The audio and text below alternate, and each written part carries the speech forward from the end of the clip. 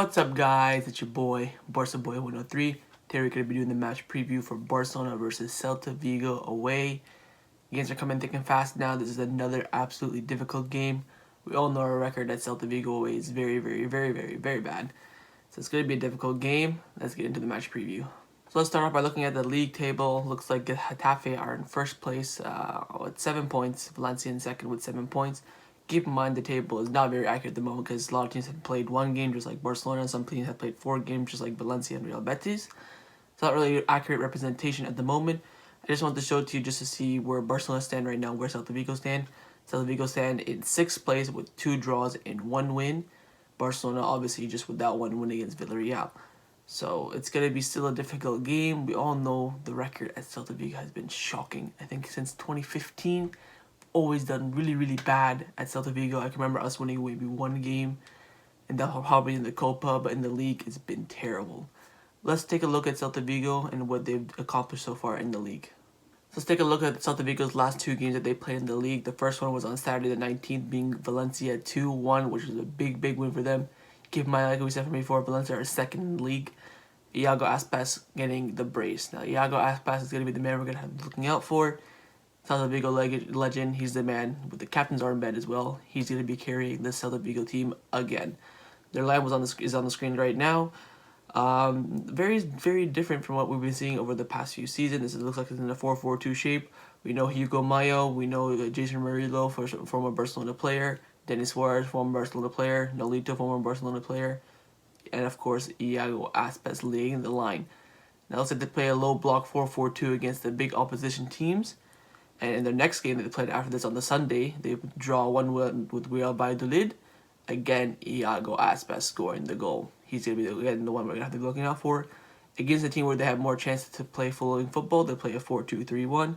Same players in there, Hugo Mayo, Jason Murillo, Olaz at left back. It's a very balanced squad with, some star players here and some, rejects there. It's kind of like a team made up of rejects, if you can understand what I mean. Quality players that they couldn't do it at the top club. You look at Aspas, flopped at Liverpool. Nolito flopped at Manchester City.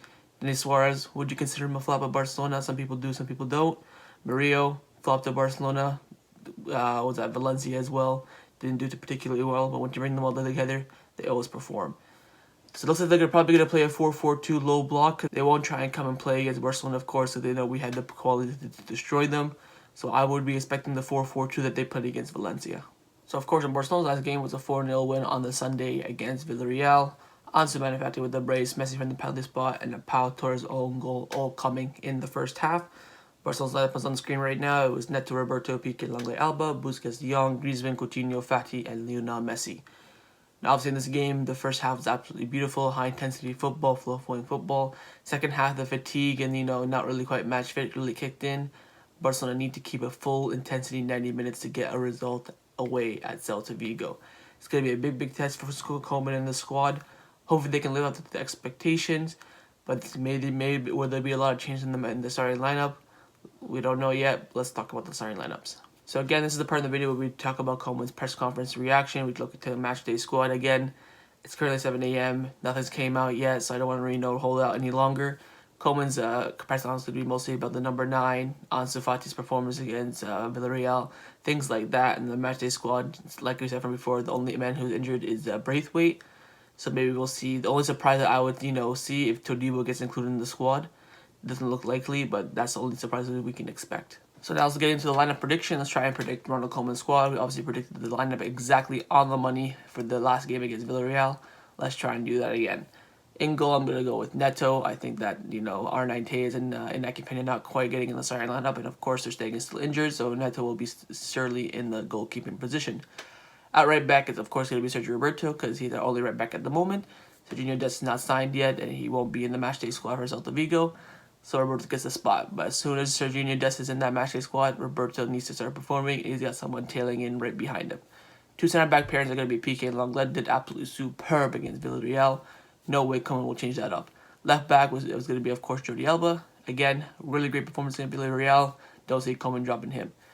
In the double pivot, I think he's going to go with Frankie de Jong and Miralem Pjanic. I do think that Busquets will get the job just from his poor lacking performance overall against Villarreal. I think now maybe Pjanic has, come up to match fitness at some points. I see him maybe playing 60 minutes and then getting taken off for either Busquets, Alini, or Ricky Puig. So I do think Miguel Pjanic will make a start for the first time ever in the Barcelona jersey. In that camp position, I think he's going to stick with Philippe Coutinho. Obviously, he did really well against Villarreal. Got the assist for the second goal for Ansu Fati. I think Coutinho keeps his place. On the left is, of course, going to be Ansu Fati. Got the brace, played really, really well. Like I said from before, every time I feel like he got the ball, I felt like we were going to score. I felt the threat of Ansu Fati. Don't see him dropping him. On the right is going to be Antoine Griezmann. A lot of praises from Koeman after the match from Griezmann. Even though he didn't score, the defending was excellent and the pressing was excellent. And, making those runs to create the spaces for other players were all excellent. So I think Griezmann will keep his spot. And at the number 9 position, or false 9, whatever you want to call it, is going to be Lionel Messi. Best player in the world. You got to put him in there.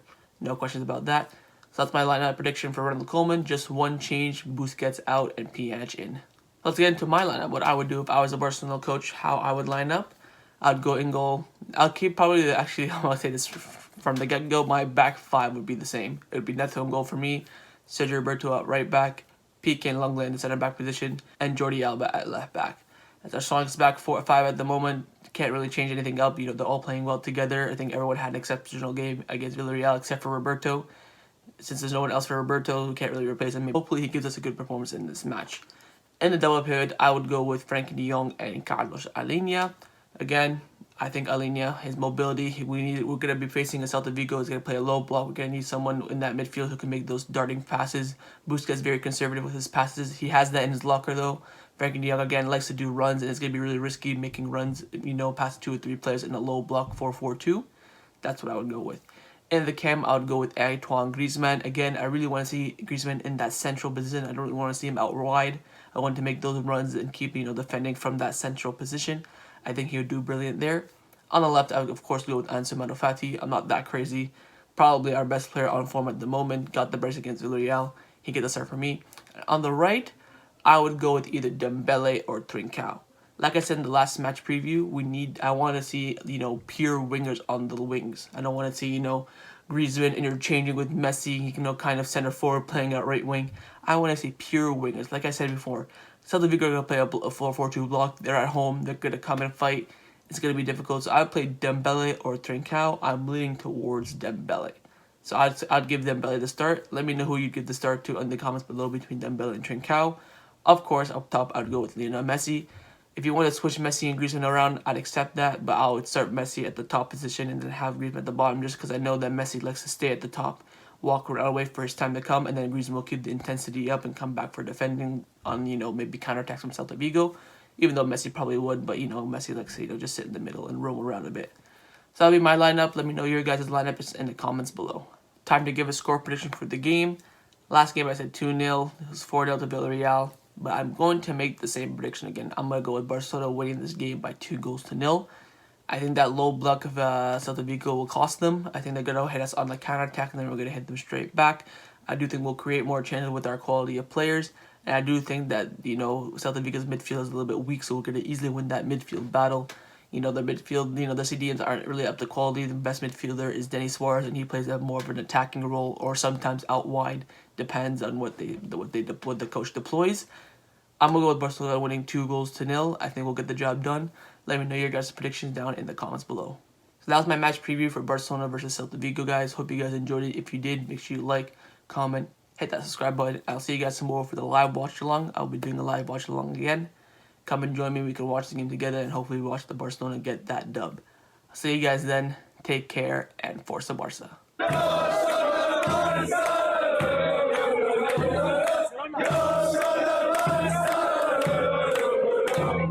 Yeah.